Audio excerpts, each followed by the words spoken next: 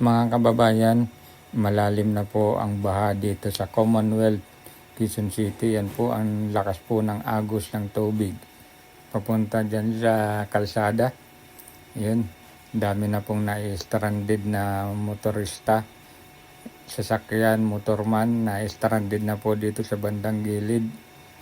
Doon po sa dulo, baha po doon. Malalim po ang tubig baha. Yan, kaya yung ibang sakyan, makauwi lang, pinipilit po nilang tumawid. Sana po maging ligtas po sila sa kanilang pupuntahan.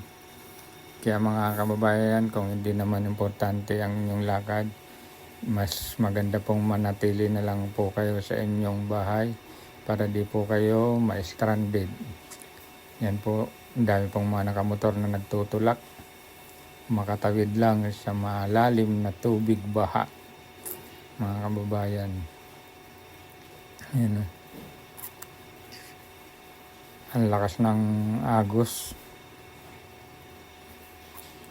Yan po, maagos ang tubig dyan sa may kalsada. Commonwealth, Quezon City po yan, mga kababayan. Yun, naka Honda PCX.